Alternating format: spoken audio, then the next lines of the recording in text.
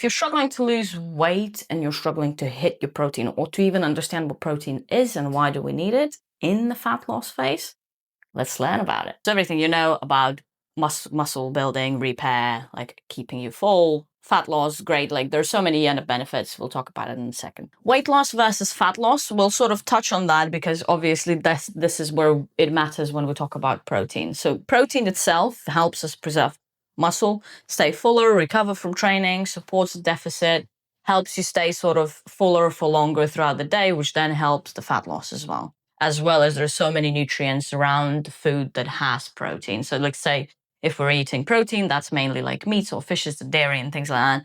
Loads of those things have macronutrients as well. So there's lots of good stuff in it. Outside of everything that we sort of mentioned as well, this is specifically for the fat loss.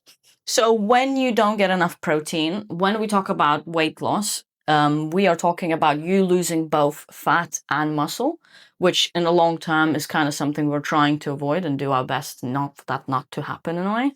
So if we're covering as much protein as we can throughout the day, then we're trying, the whole idea is to preserve muscle and to keep as much muscle as you can, because that's what matters when we age, and lose as much fat as we can, which is the main reason for us having more protein, especially around the fat loss phases. That's why when you see the scale sometimes move up and down and things like that, it might be that you're actually losing fat, but building a little bit of muscle. Or if you're losing weight, sometimes people lose a lot of weight, which is great, but at the same time, they're losing a lot of muscle at the same time and they just won't know about it. So that's why we try to cover the importance of protein in the fat loss itself. So fat loss doesn't equal just losing weight. It equals losing literally everything that sort of your body can have, including like the water and things like that, and muscle and bone density. Everything else sort of drops down as we decrease protein, which is why it's so important.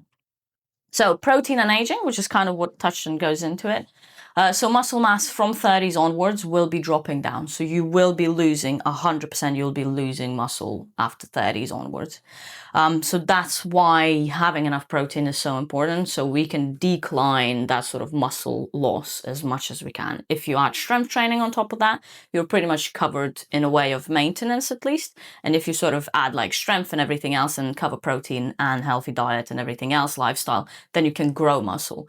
But if you don't do anything about protein or strength training from 30s onwards, you'll be losing muscle.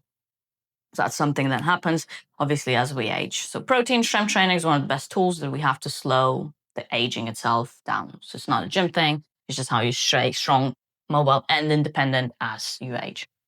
Protein and cravings itself. So we're trying to have protein, as much protein as we can throughout every single meal. And the whole idea is that it keeps us fuller and then we crave things less. Obviously, cravings still happen. That does happen in like especially fat loss phases. But it's going to feel a lot more filling in a way. So first meal, including like your breakfast and your snacks, always have to be based around protein. So if you have low protein breakfast, you're going to have more cravings mid-afternoon. If you have high protein breakfast, you obviously have less cravings and it's just steady energy throughout the day. So how much protein do you actually need? The easiest way I usually tell people, so you look at your goal weight, let's say it's 70 kg, we're going to use that as an example. You just time it by 2. That's the easiest way to think about it without having to calculate anything specifically. You would go 70 by 2, 140 grams of protein is the aim for the day. That's protein per day. Obviously, we are talking between 1.6 to 2.2. People usually don't really cover that well. So just try to hit it as much as you can. Obviously, we'll talk about like more is not always better, but try to at least get or aim for 2 times body weight or ideal body weight times 2. That's your ideal protein intake based on your goal weight. If you're not tracking the like food itself and the calories, you can go by palm size. So you would aim for about 4 to 6 palm portions throughout the day. So let's say you have chicken breast, that would be 1 to 2 palms. You have fish, or you have something that like cottage cheese, that's like a portion. A pot would be like a portion. So we are looking for 4 to 6 palm portions throughout the day as well. That depends if you're counting calories or not. But that's the main sort of way of deciding how much protein you need. Does more protein mean more muscle? No. So you actually need to do strength training. You will not grow muscle if you don't have protein.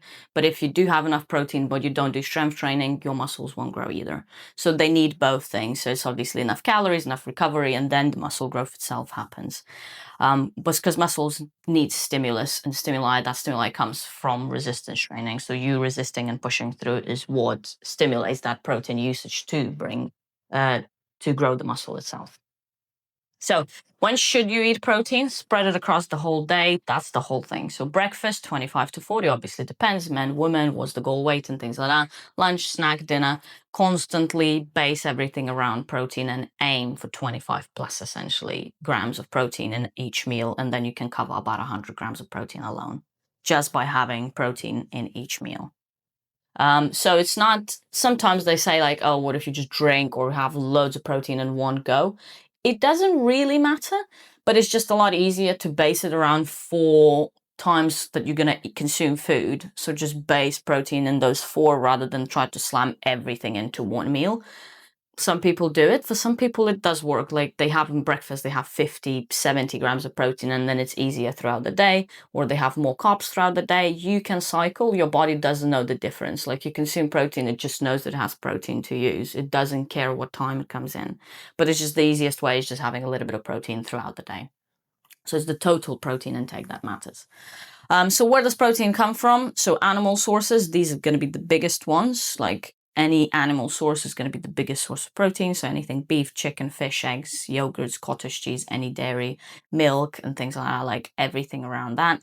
Cheese itself, like hard cheese, is slightly different. That's predominantly a fat source rather than a protein source. But something like a cottage cheese, something that looks milky, yogurts and things like that, they will all pretty much be like full of protein. We'll talk about how to sort of look into that as well.